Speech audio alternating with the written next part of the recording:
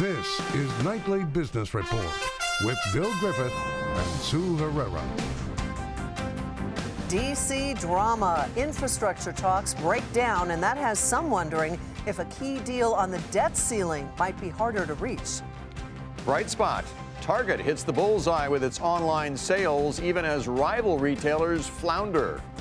Hollywood backlash. Georgia has become a production powerhouse, but now a list of who's who is threatening to boycott that state. Those stories and much more tonight on Nightly Business Report for Wednesday, May 22nd. And we do bid you a good evening, everybody, and welcome. Fixing our nation's crumbling infrastructure was the one issue that virtually everyone in Washington could agree on. But today, the latest round of infrastructure talks crumbled. A meeting at the White House between President Trump and Democratic leaders ended before it began. The get-together was supposed to be the second official sit-down on that issue. The first, as you recall, ended with an unofficial agreement to spend $2 trillion. But the president says that's off the table. I want to do infrastructure. I want to do it more than you want to do it. I'd be really good at that. That's what I do. But you know what? You can't do it under these circumstances. The circumstances he's referring to are the investigations being led by the House Democrats. Speaker Pelosi expressed her disappointment at today's development. For some reason, maybe it was lack of confidence on his part, that he really couldn't match the greatness of the challenge that we have. He just took a pass. Eamon Javers is following the story for us from the White House tonight. Eamon, one Wall Street trader said that investors want to see infrastructure improvements get done. In fact, many of those infrastructure stocks fell on this development today. What are you hearing? Any chance of this still happening? Well, those investors are not going to see any infrastructure spending in Washington anytime soon after today's meeting, Bill. I'm told that what it was that set the president off today was Nancy Pelosi going on television earlier in the day before the meeting, just about an hour or so before the meeting was set to happen, and accusing the president of engaging in a cover-up because he's refusing to comply with a number of subpoenas for information and documents that House Democrats want. That angered the president, and that, aides tell me, is when the president decided he simply couldn't work with them and suggested in a very hastily called Rose Garden session that he wasn't going to work with Democrats on much of anything, including drug price legislation, infrastructure, and a number of other issues, saying you can either investigate me or you can legislate, and you can't do both at the same time. So the president's saying ultimately Washington is going to come to something of a halt here. Eamon, you mentioned that investigate versus legislate. What does that mean in particular for the debt ceiling and the budget? They're critical to the economy and also to Wall Street. Well, we spent some time trying to figure that out because the president didn't specifically say which negotiations he's walking away from and which he's going to continue. A senior administration official texted me late this afternoon and said that the president is not walking away from negotiations around government spending and the debt ceiling. That's an important one for Wall Street. The senior administration official saying those are must-pass items and not included in the president's walking away from negotiations here at the White House. But the White House is not saying what is included. They're not saying what exactly it is he walked away from today, but he very visibly and very audibly walked away. And we'll see whether they can patch up this relationship anytime soon. Indeed. Eamon Javers at the White House for us again tonight. Thanks, Eamon. You bet.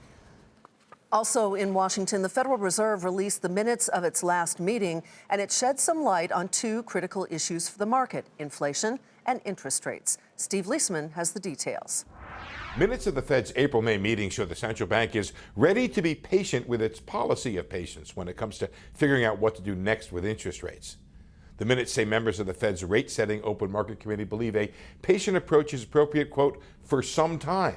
It's the first time they've characterized a time period around their patience language.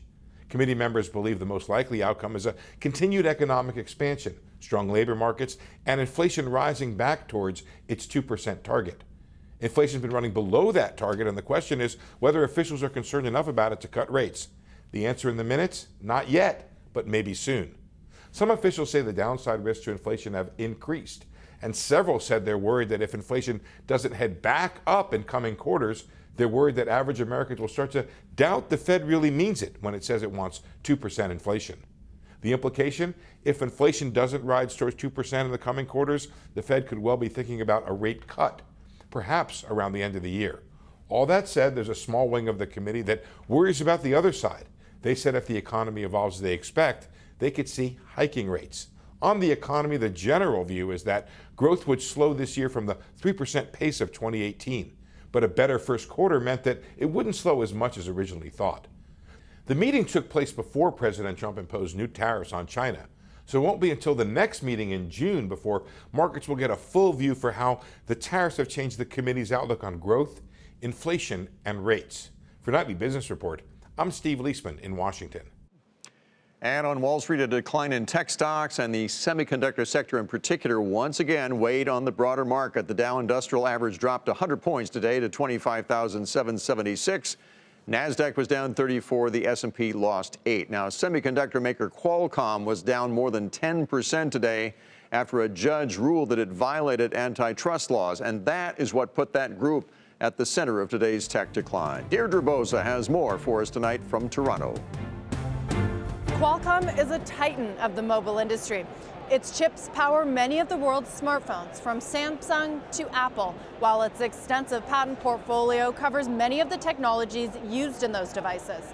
But now its entire business model is being challenged. A federal judge ruling that it has abused its position to harm competition and inflate licensing fees for cell phone makers. It's a decision that could also shake up the smartphone industry.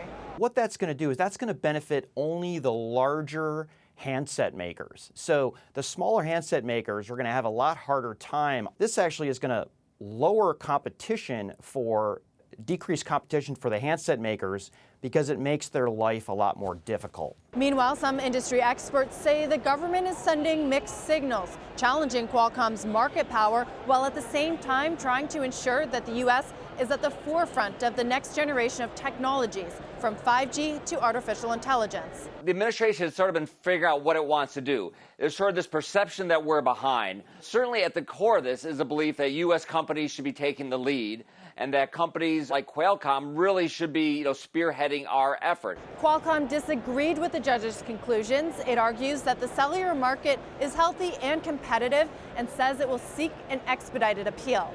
For Nightly Business Report, I'm Deirdre Bosa, Toronto, Canada.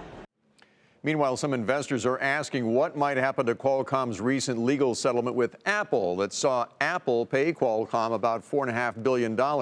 Well, one expert says that the answer is still unclear because that deal is independent, but he does describe the deal as rock solid. And now to those simmering trade tensions with China, which also weighed on the broader market. Today's concern stemmed from a report in the South China Morning Post, which said China may rethink its entire economic relationship with the U.S. and is considering dropping natural gas purchases. Add to that comments today from Treasury Secretary Steve Mnuchin, who said he has not yet scheduled a trip to Beijing for further trade negotiations. During congressional hearing today, Mnuchin was also asked about the impact of tariffs on the prices that consumers pay for things like baby products. I can tell you I am monitoring the situation very carefully. I was on the phone with the CFO of Walmart, which is obviously one of the biggest sellers of the items that you've described, to specifically understand from Walmart what things they can source from other areas and what items they can't. I would say we haven't made any decisions yet, but we will be especially sensitive to the consumer items. Other retailers are figuring out how to get around those 25% tariffs. Home Depot, for example, says it's opening a new sourcing office in Vietnam. Urban Outfitters is looking to cut its exposure to China, and Target says it is working to mitigate the impact of those tariffs.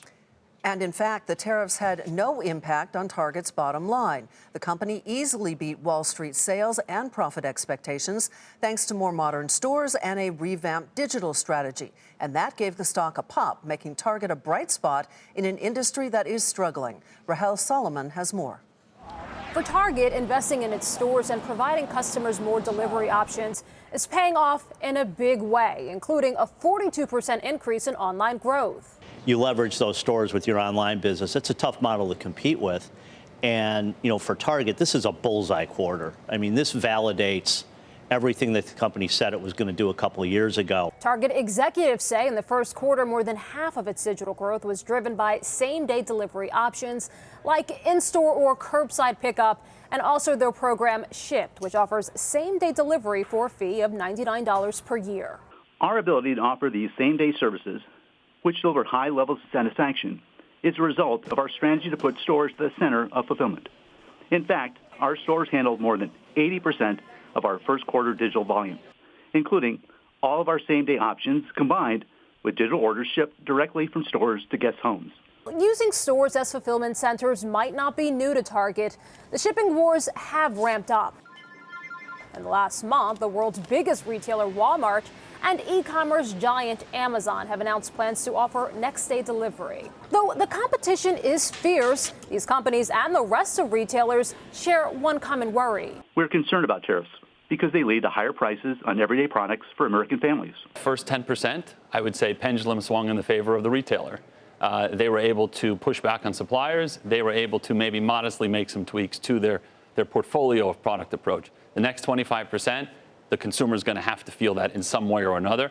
I don't think there's enough in the supply chain to absorb that hit without it going to the consumer. Despite the uncertainty of trade talks, the retailer maintains its outlook for the full year, expecting profits to be right on target. For Nightly Business Report, I'm Rahel Solomon. And sticking with retailers, Amazon hosted its annual shareholder meeting today, and it tried to head off a rebellion over how it uses facial recognition software. Aditi Roy is in Seattle. Outside Amazon's shareholder meeting in Seattle, groups of protesters speaking out on everything from the tech giant's impact on homelessness to its carbon footprint. We're using our Amazon Web Services technologies to help fossil fuels companies expand and extract oil more quickly, and that's obviously very much at odds with being a climate leader. Inside the meeting, where cameras weren't allowed, CEO Jeff Bezos answered questions from shareholders on issues including climate change. Among the most closely watched issues debated, Amazon's use of facial recognition technology. Shareholders voted against both proposals on the company's recognition program. One would have prohibited the company from selling its software to government agencies, and another would have led to an independent review of the program. Shareholders we spoke to were split. We certainly support the folks who are pushing forward the two proposals on the recognition system. It's a huge concern. A company that has so much reach and so much data, being able to surveil in that way.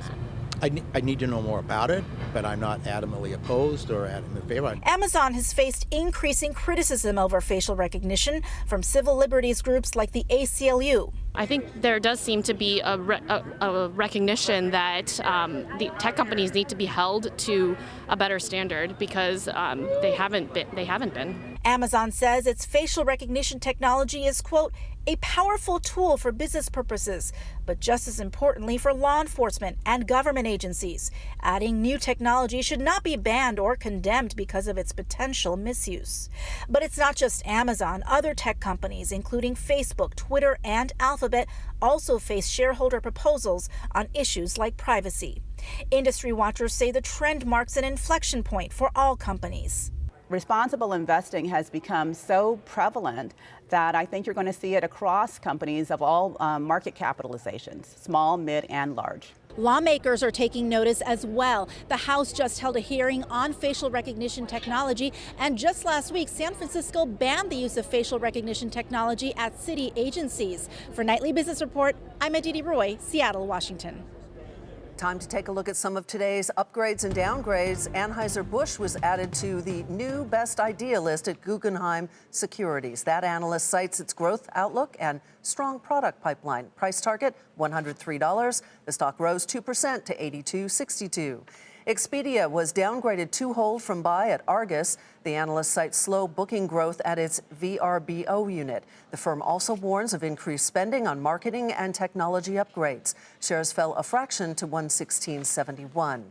Activision Blizzard was downgraded to equal weight from overweight at Stephens. The analyst sees near-term risk amid reports of development issues with its popular Call of Duty franchise. The price target is $52. The stock was down more than 1% to $42.91. Still ahead, the so-called Hollywood of the South has a growing headache.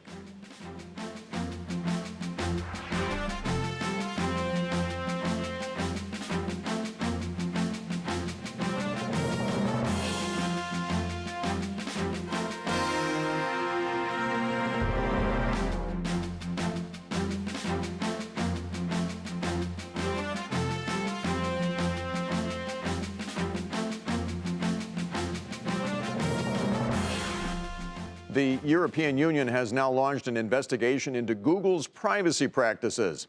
The watchdog wants to determine whether Google's collection of online advertising data breaches that bloc's rules. This comes as many tech companies face heightened regulatory scrutiny around the world.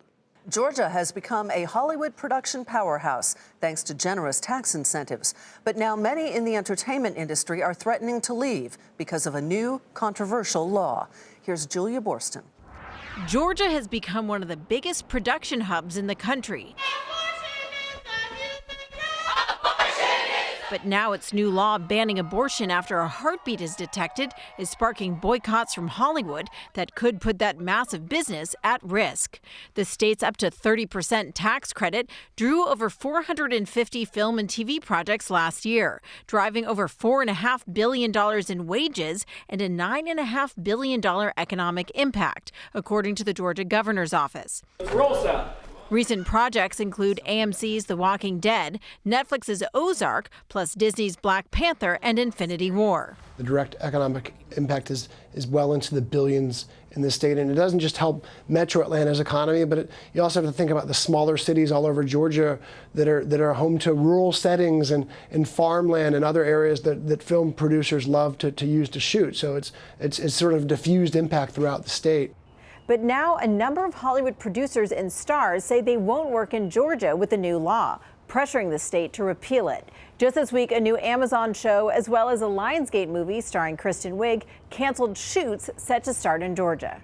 Alyssa Milano is leading a petition to boycott the state, drawing support from a range of Hollywood names, including Ben Stiller, Don Cheadle, and Alec Baldwin. But it's complicated. The Motion Picture Association of America, representing the studios and some filmmakers, argue that taking work from locals doesn't effectively fight the state's laws and just hurts workers.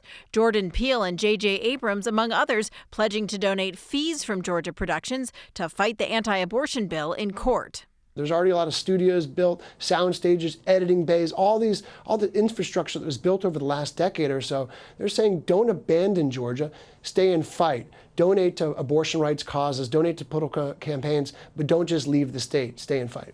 Now, a California lawmaker is offering tax breaks to productions relocated from states with restrictive abortion bans, looking to use Georgia's controversial law to lure production back to Hollywood's home state. For Nightly Business Report, I'm Julia Borston in Los Angeles. Lowe's slashes its forecast, and that's where we begin tonight's Market Focus with the home improvement retailer reporting earnings below estimates, and it cut its full-year forecast amid profit margin pressures. But same-store sales were above analysts' expectations, and in fact, it outpaced rival Home Depot. Shares of Lowe's fell nearly 12% today to $97.94. VF Corp posted better than expected earnings and revenue due to strong demand for its North Face clothing line and its Vans footwear. But the apparel maker company issued full-year guidance that was below expectations, and that stock was down just about 2% as a result to $90.33.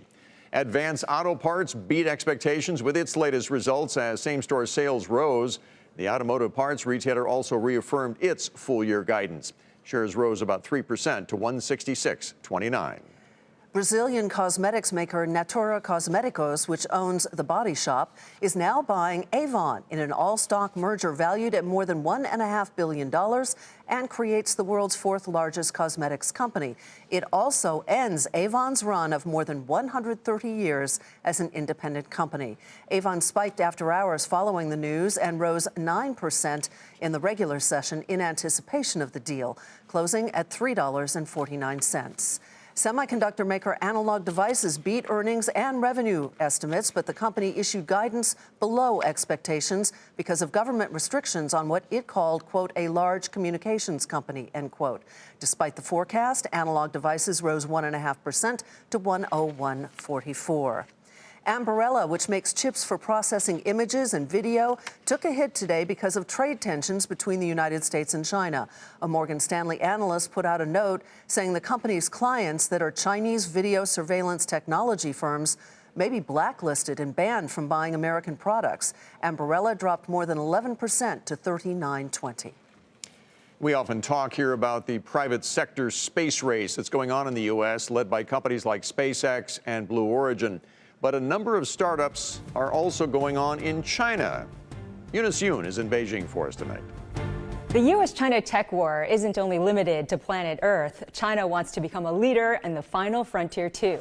It was only a couple of years ago, around when Beijing unveiled its Made in China 2025 tech development program, the government introduced a new policy to encourage more private investment in space activities, a realm that is largely dominated by the military. That sparked a wave of space startups like the one I'm at now. This is Link Space. The company's founders like to say they're creating a link to space, and their focus is building a reusable rocket that can travel to space multiple times to bring the cost of space flight down. So far, they have carried out 2 tests for a suborbital rocket, which they believe will be commercially available as early as next year. They also hope to unveil a rocket that can reach orbit, pitting them against established players like SpaceX. This is what the CEO told me. Our 2 recent tests filled a void for us and for China. As everyone knows, only a few US firms, including SpaceX and Blue Origin, are working on reusable rockets. But we think the potential is huge. The ultimate plan would be to launch shoebox-sized satellites, the way SpaceX and other American rivals can, creating constellations of satellites to boost communications on Earth for the Internet of Things. And with the government support, China now has more than 100 startups in this field. They get access to state labs, use of the launch pads for a fee, and can swap research with the military. Despite the government policies, LinkSpace says that it doesn't get funding directly from the government. It does get some government projects, but says that most of its money is from private VCs. For Nightly Business Reports, I'm Eunice Yoon in Beijing. Coming up, a mega mansion with a mega price tag and a look inside.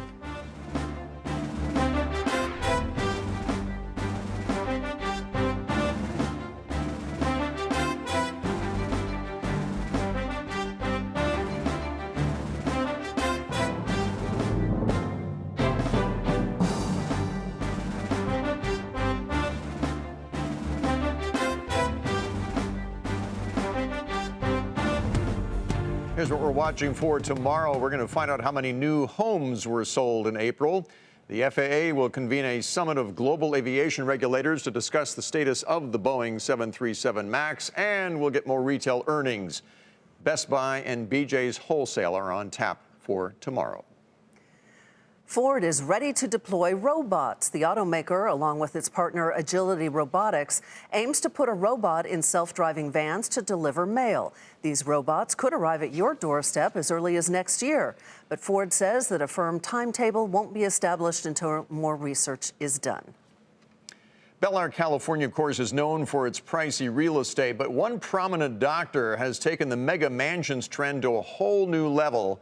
And some say it's turning a building boom into a bubble. Robert Frank takes us inside.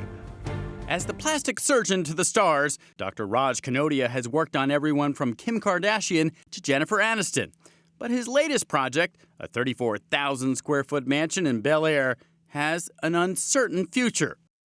Kanodia built the home in hopes of flipping it for a big profit. The beauty of architecture is very similar to the beauty of the face or a human being.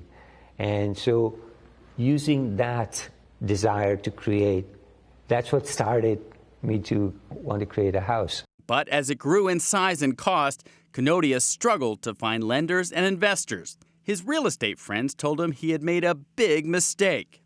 They said, you're way out of your league. It became more and more challenging. And for me, if I have a vision, I want to fulfill that.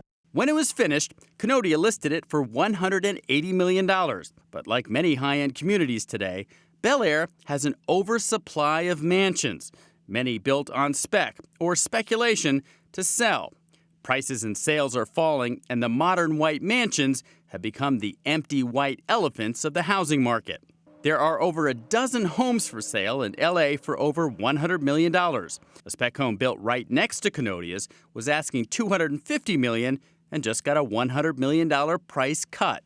The ones that have had to drop prices by dozens of millions or even 100 million, that's already a disappointment, but perhaps it was originally overreaching. This market we're entering is going to shake all of that out. Lily, beautiful. Kanodia beams like a proud father as he tours the home's exotic gardens, 3 kitchens, 8 bedrooms, state-of-the-art gym and spa, an infinity pool overlooking one of the best views in L.A. It's still for sale. Kanodia says he would consider offers of over $120 million, and he will rent it for $1.5 million a month. If all that fails, he hopes to live there himself, if he can afford it. In Las Vegas term, it's called all in. Like all in times million. Sometimes you learn as you go along. And yes, it could be a mistake, but in my heart and in my soul, I think it'll all work out. For Nightly Business Report, I'm Robert Frank in Bel Air, Los Angeles. Before we go, let's take a look at the final day's numbers on Wall Street. The Dow Jones Industrial Average dropped 100 points to 25,776. The Nasdaq fell 34 points, and the S&P 500 lost 8. And that is Nightly Business Report for tonight. I'm Sue Herrera. Thanks for joining us. I'm Bill Griffith. Have a great evening. We'll see you tomorrow.